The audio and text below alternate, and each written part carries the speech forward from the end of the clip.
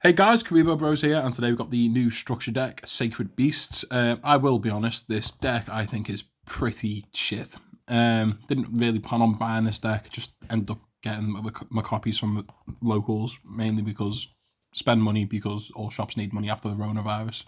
So anyway, this was the meme deck, let's be honest, in the OCG deck voting contest, just as Ice Barrier has been this time round. Like the meme deck got a structure deck. When they first announced they were doing a Sacred Beast structure deck, I thought it'd be quite cool. We've previously had Sacred Beast support in the past, and it was not great, which has also been reprinted in here. Now, I've seen a few different builds for the deck, but they all require money. Now, considering this deck is aimed at hyper-casual fans, people that will literally only play the deck with the 3 structure decks and still take it to locals, which loads of people my locals have done. This deck is bad. Like, they should have made better cards that could have come in the structure decks to support the deck. I mean, have a go at me in the comments, but I just don't like this deck. I mean, I'd like to play it, but it's going to require an investment of money that I'm definitely not willing to invest in. So I've seen people playing 3 copies of Magician's Soul for extra draw power, which is obviously just a case in a lot of decks. But again, if you want to be more consistent, you need it in this deck. So that's going to set you back like £180 right there. And as I say, this deck is definitely aimed towards the casual player base. So we've got 2 advertisements. We've got Legendary Duelist Season 1. We've opened one of them recently.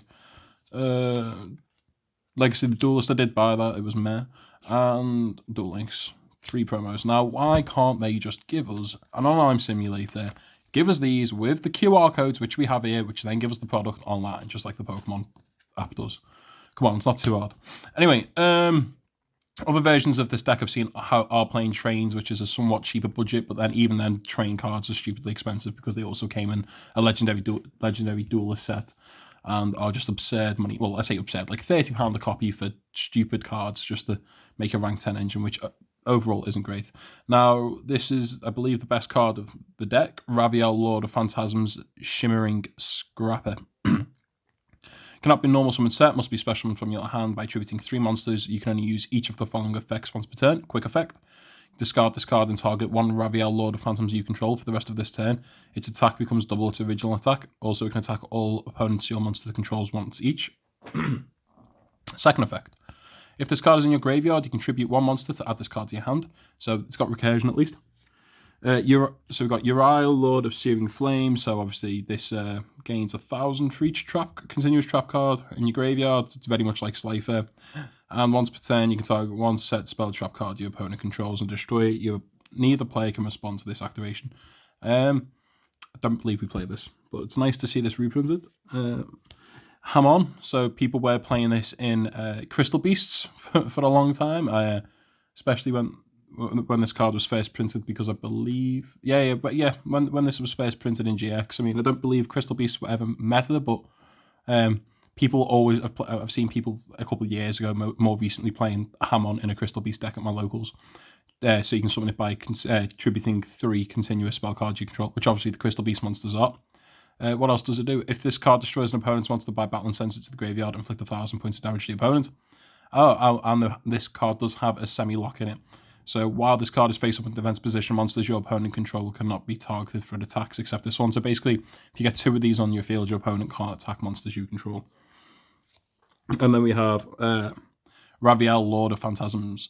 Cannot be normal summoned set, must be special summoned from the hand by attributing 3 Fiend monsters. Each time your opponent normal summons a monster, special summon 1 Phantasm token. Fiend, level 1, 1,000 attack and defense, but it cannot declare an attack.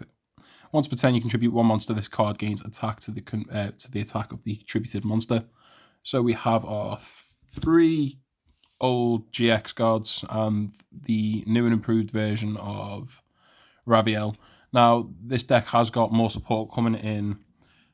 New challenges too. I can't remember what the set's called, but when that comes out over here, we're getting a new fusion monster. Speaking of the fusion monster, we also have Armor Tile Chaos Phantom. Must be first special summon from your extra deck by banishing the above cards. Do not use polymerization. Cannot be destroyed by a battle and gains 10,000 attack during your turn only. I feel sorry for whoever's going to be playing the meta deck at locals and gets OTK'd 1-punched by this. Cerulean Skyfire. It's a special summon 1. To special summon Hamon, Lord of Striking Thunder, using its own procedure. You can also use face down spells you control. Once per turn, you can attack. While you control attack position Hamon of Lord of Striking Thunder, you can negate any spell and trap card effects. So a spell and trap effect activated by your opponent, then change 1 Hamon, Lord of Striking Thunder, you control to defense position. If a face-up Uriah, Lord of Seething Flames, Hamon, Lord of Striking Thunder, or Raviel you control leaves the field, you take no damage this turn. I don't know if that's good. I'm assuming it must be played. Hyper Blaze, special summon 1 Uriah, Lord of Seething Flames, using its own procedure. That text seems so strange. You can also use face-down traps you control once per turn. When an attack is declared involving Uriah, you can send 1 trap card from your deck to the graveyard. Its attack and defense becomes the number of face-up traps on the field times and in the graveyard times 1,000 for the rest of this turn. So it'll gain a 2,000 boost there. Once per turn, you can discard 1 card to add 1.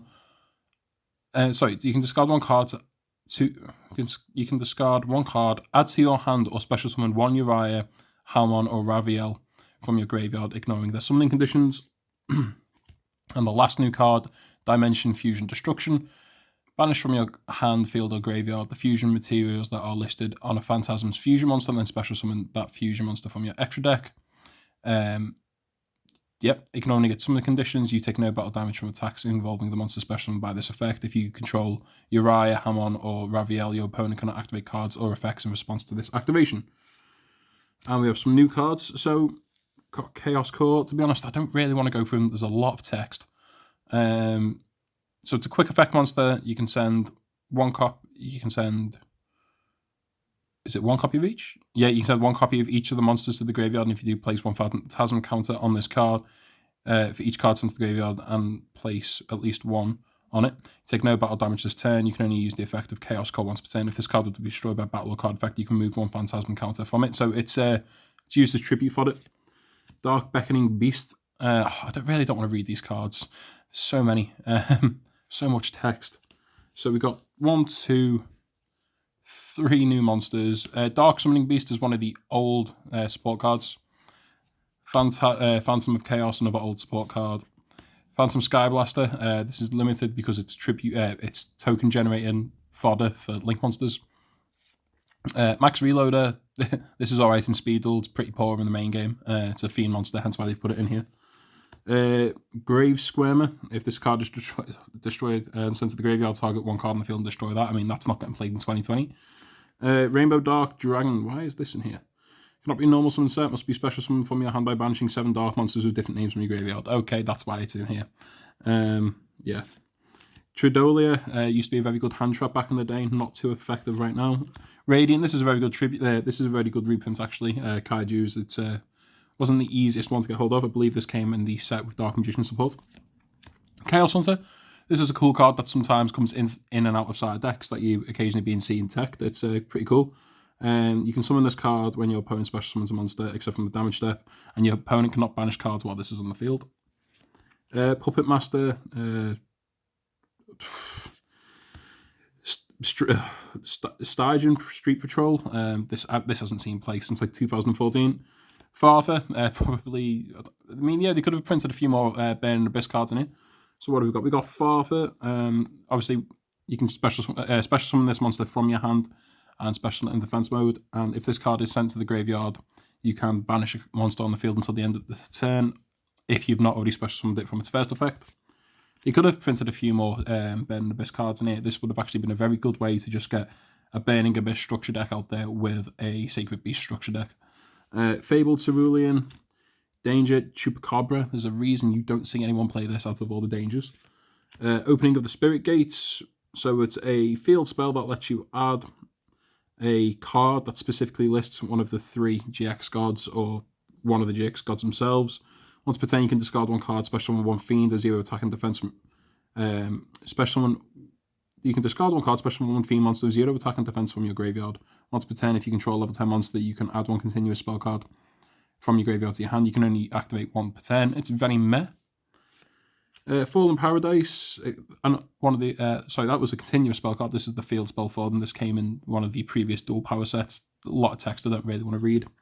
Phantasm Martyrs. These cards have a lot of support cards that I just wasn't aware of, but please just I'm not reading it. Spell Chronicle, not a clue what this is, but it's a very odd card. Terraforming, there we are. Still one on the ban list.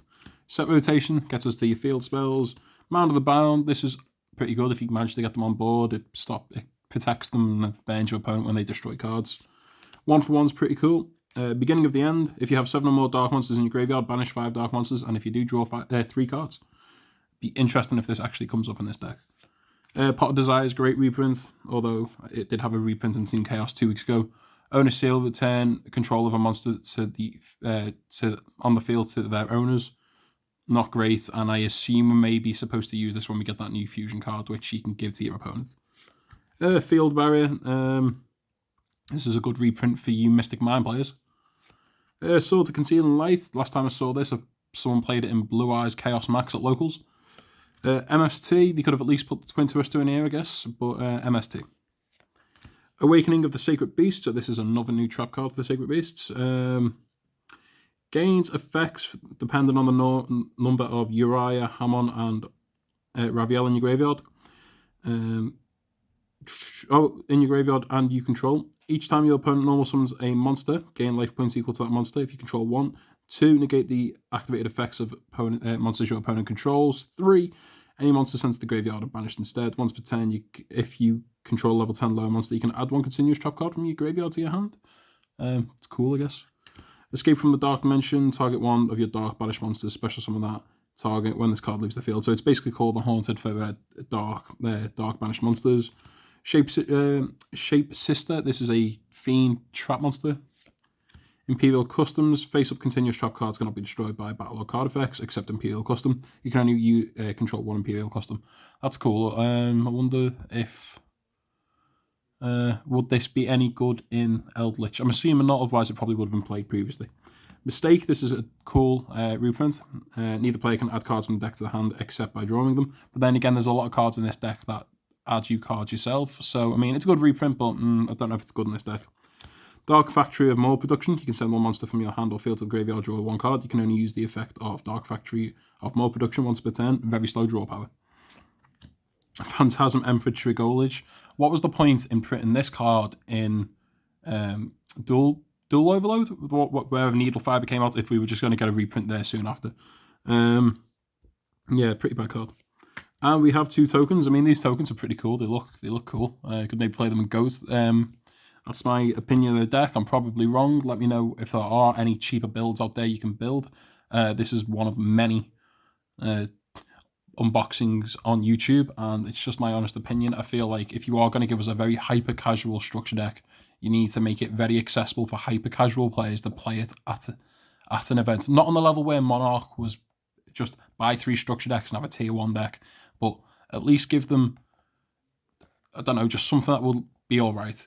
Anyway guys, thanks for watching. Please remember to like, comment and subscribe.